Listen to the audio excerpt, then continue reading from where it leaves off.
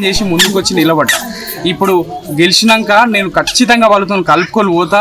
దీంట్లో ఏ భేదం ఏది లేకుండా చదువుకున్న వాళ్ళు నేను యాక్చువల్గా నేను ఒక సాఫ్ట్వేర్ ఇంజనీర్గా వర్క్ చేసి ఒక 5 దేశాలలో పనిచేసిన, ఒక 10 రాష్ట్రాలలో పనిచేసిన నాకు అనుభవం ఉంది. యువతను నాకు రామగూడెం అంటే ఏం తెలుసు అంటే, రామగూడెం వాళ్ళు క్రికెట్ ఆడతారు, ఫుట్బాల్ ఆడతారు. వికారాబాద్లో ఓన్లీ ఫుట్బాల్ క్రికెట్ ఆడే ప్లేయర్స్ దాదాపుగా ఎట్లా ఫేమస్ అంటే రామగూడ ఆ క్రికెట్ ప్లేయర్తోనే మనుషులను పిలుస్తారు, ఫుట్బాల్ పేర్లతోనే మనుషులను పిలుస్తారు. అంత స్పోర్ట్స్ పరంగా అంత ఉన్నతంగా ఉన్న కాలనీ ఇది. ఈ మధ్యలో నేను చూసిన దాంట్లో ఏందనంటే కొంచెం అది తగ్గుతుంది. ఇప్పుడు మేము అధికారంలోకి వచ్చిన తర్వాత యువతను వేరే దారి నుంచి వేరే ఏ దారిలోకి పోకుండా మళ్ళీ స్పోర్ట్స్ వైపు మళ్లించడం. ఇంకొకటి రామగూడ ఉత్సవాలు, ఏ ఉత్సవం చేసినా రామగూడను మించిన ఉత్సవం వికారాబాద్లో ఎక్కడ జరగదు. దాన్ని నేను కంటిన్యూ చేయడానికి సర్వశక్తుల కృషి చేస్తాం. ఎందుకంటే మేము నిలబడ్డది భారతీయ జనతా పార్టీ అంటే హిందుత్వ పార్టీ. మా ఒక లక్ష్యం ఏంటంటే కాషాయ జెండా ఎగరాలి. ఫస్ట్ ఈ రోజు ప్రచారంతో మాకు ఒక క్లారిటీ వచ్చింది ఏంటంటే రామగూడలో ఖచ్చితంగా భారతీయ జనతా పార్టీ గెలుస్తుంది, కాషాయ జెండా ఎగిరేస్తాం. ఇదే ఊపుతోని ఇది నాంది వల్కాల ఈ స్టార్ట్లు చేసి మళ్ళీ దాదాపుగా ఇప్పుడు ఒక 10-12 వరకు వికారాబాద్లో గెలిచే అవకాశం ఉంది భారతీయ జనతా పార్టీ.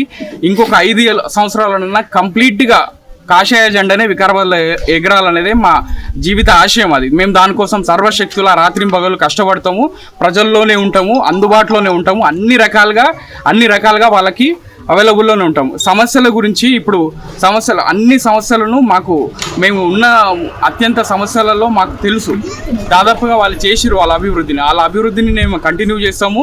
లేని రోడ్లను ప్రజల్లో నుంచి వచ్చిన ప్రతి సమస్యను మా మేనిఫెస్టోలో జమ చేసి, అందుకే ఇప్పటివరకు మేనిఫెస్టో ఎందుకు తీయలేదు అని అంటే మేము సేకరిస్తున్నాం. అన్ని సమస్యలను తీసి ఒక మేనిఫెస్టోగా తయారు చేసి దాన్ని కంప్లీట్గా ఇంప్లిమెంట్ చేసి మేము ఎలక్షన్లోకి వస్తాం మళ్ళీ. ఎందుకంటే నేను చిన్న ఏజ్లోనే ఎలక్షన్స్కి వచ్చినాం కాబట్టి మీకు ఇచ్చిన ప్రతి హామీని మేము నెరవేరుస్తాం. మాట్లాడదామా ప్రవీణ్ రెడ్డి గారి గంగేట్ మా అభ్యర్థి వారి ప్రచారం కొరకు వచ్చిన వాతావరణం చాలా ఉన్నాయి. వాళ్ళు ఎన్ని కార్లు పెట్టుకొని తిరిగినా ప్రజల గుండెలకు పోలేదు. మోడీ గారు బీజేపీ ప్రజల గుండెలకు పోయింది. రావలి రెడ్డి గారు గెలుస్తారని నాకు చాలా నమ్మకం ఉంది. ఎందుకంటే నాకు ప్రజల మీద నమ్మకం ఉంది, మోడీ గారు కూడా ప్రజల మీద నమ్మకం. ఇక్కడ పరిస్థితి చూస్తే ఇక్కడ మున్సిపాలిటీ నేను ఎన్నోసార్లు వివరంగా లోతుగా పోయినాను, ఎన్నో మీటింగ్లలో చూస్తే మీ వికారాబాద్ ఎట్లుందంటే, అప్పుడు కాంగ్రెస్ ప్రభుత్వం ఉన్నప్పుడు ఇది శాటిలైట్ సిటీ చేస్తాము, ఇదా శాటిలైట్ సిటీ సరే కాలేదు. ఇప్పుడు పరిస్థితి ఏంది? పాత ఏమో ఒక్క పైసా పెట్టలేదు, అంత కాళేశ్వరం కూడా వచ్చాను, కొత్త వాళ్ళు ఏం చేసాను, నిన్న మొన్న ఏం చేస్తున్నారు. ఈరోజు వికారాబాద్ నడుస్తుందంటే ఎందుకంటే ఈ ప్రజలు కలిపిన ఇంటి బిల్లు, ప్రాపర్టీ ట్యాక్స్, మా దుకాణం నడిపించే వ్యాపారులు కట్టే ట్రేడ్ లైసెన్స్లు, లేకుండా నేను కట్టే నీళ్ళ బిల్లు, కరెంట్ బిల్ మీద వీళ్ళు ప్రజలు కట్టే పన్నుల మీదనే నడుస్తుంది. మరి మోడీ గారు అక్కడి నుంచి దాదాపు 13 కోట్లు పంపించిండు.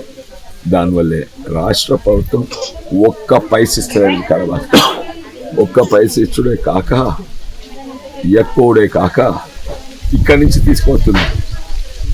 మేము చదువుకున్న అటు వికారాబాద్ ఒక మైనింగ్ రెవెన్యూ అయినా అంటే రాష్ట్ర ప్రభుత్వం వికారాబాద్ చెమట మీద, వికారాబాద్ రక్తం మీద గుంచి రాష్ట్ర ప్రభుత్వానికి వికారాబాద్ రాష్ట్ర ప్రభుత్వానికి ఇస్తున్నాయి, కానీ రాష్ట్ర ప్రభుత్వం వికారాబాద్కి ఇస్తలేవు.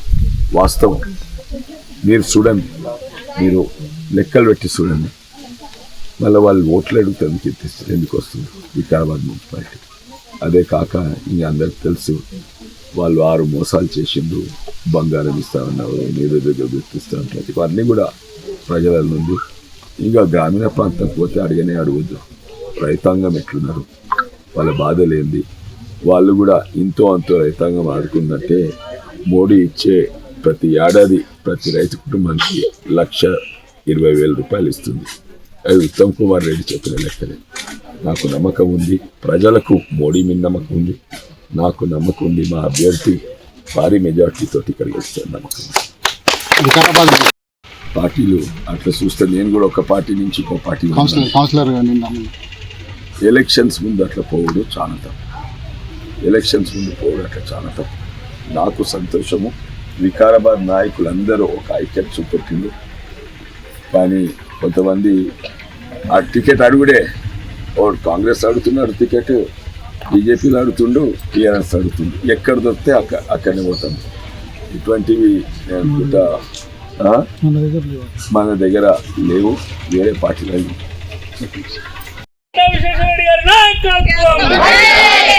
గుర్తుల గుర్తు